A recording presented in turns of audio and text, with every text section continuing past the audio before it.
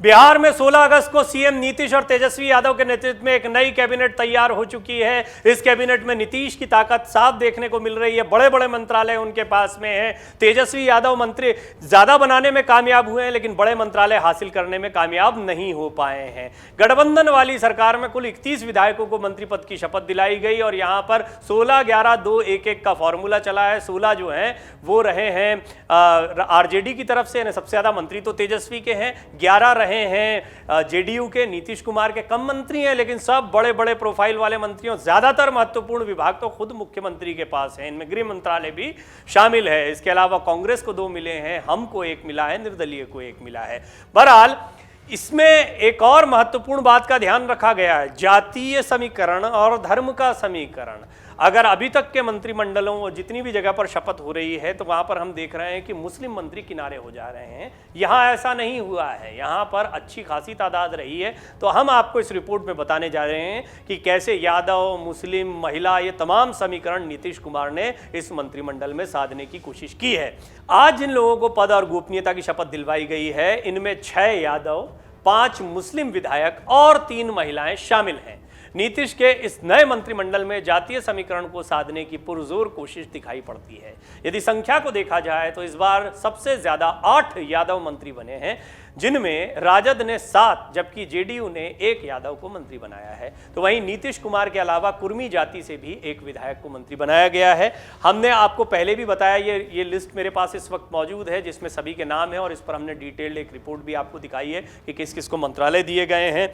अगर बात करें लालू प्रसाद यादव के परिवार की, तो उनके दोनों बेटे एक बार फिर मंत्री बनने में कामयाब रहे हैं। तेज प्रताप को भी मंत्री बनाया गया है। हालांकि पिछली बार की तरह स्वास्थ्य मंत्रालय या कोई बड़ा मंत्रालय न देकर पर्यावरण और वन एवं जलवायु परिवर्तन उनको दिया गया है। यह भी महत्वपूर्ण विभाग है, लेकिन तेज प्रताप अपनी बातों की वजह से, सोशल मीडिया एक्टिविटीज की वजह से ज्यादा चर्चा में रहते हैं।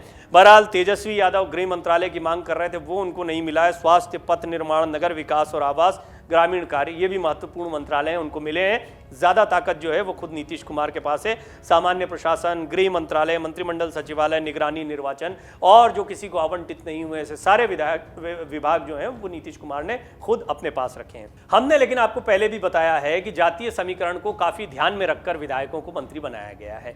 दलित समुदाय के 6 चेहरों को मंत्रिमंडल में शामिल किया गया है, हिस्सेदारी दी गई है। इसमें राजद के 2 हैं, जेडीयू के 2 हैं, जबकि हम और कांग्रेस के 1-1 दलित मंत्री शामिल हैं। जीतन राम मांझी अपने बेटे को मंत्री बनवाने में कामयाब रहे और उन्हें दिया भी जो गया है वो अनुसूचित जाति और जनजाति कल्याण, संतोष कुमार सुमन, जो कि जीतन राम मांझी के बेटे हैं, उन्हें यह महत्वपूर्ण मंत्रालय दिया गया है। तो यहाँ जातीय समीकरण को कैसे साधा गया है, इस रिपोर्ट में हम आपको ये बता रहे हैं।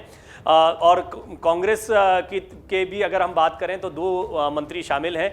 अब सवर्ण समुदाय में सबसे ज्यादा राजपूत बिरादरी के 3 मंत्री बने हैं, जिसमें आरजेडी और जेडीयू से 1-1 जबकि निर्दलीय से 1 राजपूत को मंत्री बनाया गया है। भूमिहार जाति से 2 विधायकों को मंत्री बनाया गया है, जिसमें आरजेडी और जेडीयू के 1-1 मंत्री हैं। जेडीयू की तरफ से ब्राह्मण समुदाय के सिर्फ 1 विधायक को कैबिनेट में जगह मिली है। पिछड़ा और अति पिछड़ा समुदाय को भी मंत्रिमंडल में बड़ी हिस्सेदारी दी गई है। इसमें कुशवाहा समुदाय के 3 और अति पिछड़ा से 3 मंत्री बने गए। यहां पर एक रुकने जैसी बात है, समझने जैसी बात है। कुशवाहा समाज से 3 मंत्री, उपेंद्र कुशवाहा नहीं रहे। उपेंद्र कुशवाहा मंत्रिमंडल का हिस्सा क्यों नहीं बने?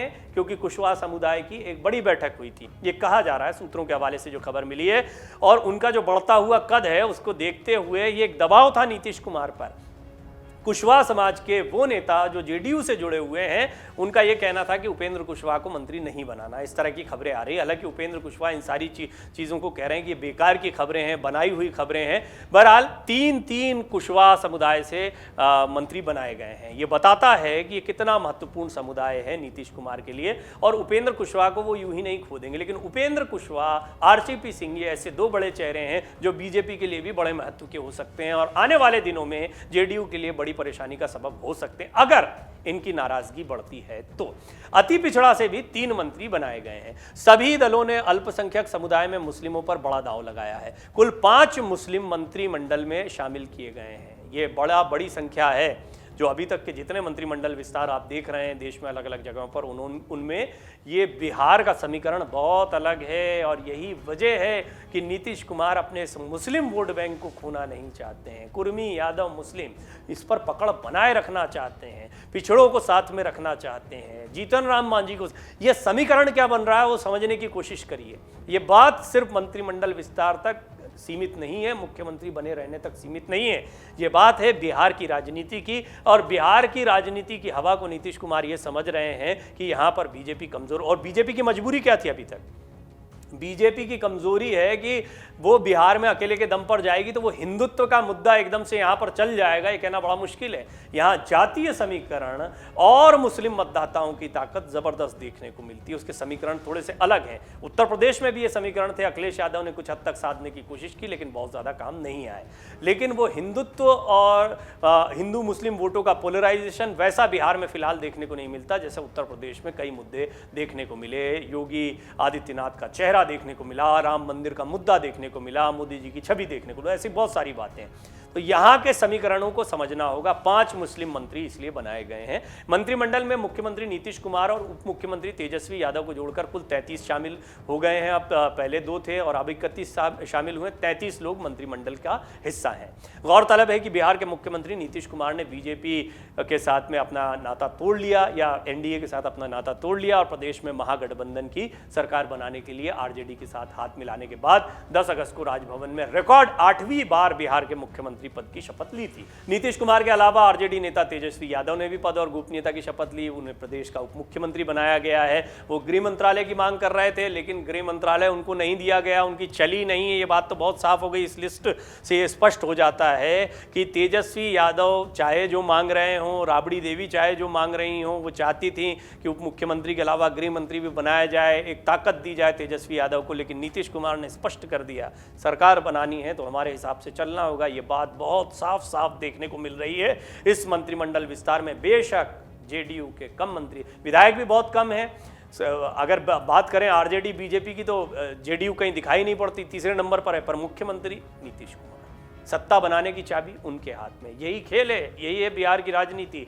बीजेपी जैसा सबसे बड़ा दल जो है वो विपक्ष में जाकर बैठ गया है, और अब नीतीश कुमार नए समीकरण बना रहे हैं। लोकसभा चुनाव के लिहाज से भी कांग्रेस हो, वाम दल हो, हम हो, आरजेडी हो, सबको साथ में लेकर चल रहे हैं। लेकिन ये साथ कितना लंबा चलता है देखने वाली बात होगी। लेकिन फिलहाल मंत्रिमंडल में धर्म के आधार पर, जाति के आधार पर समीकरणों को साधने का प्रयास किया गया है। डाउनलोड करें अमर उजाला ऐप और पाएं खबरें लगातार।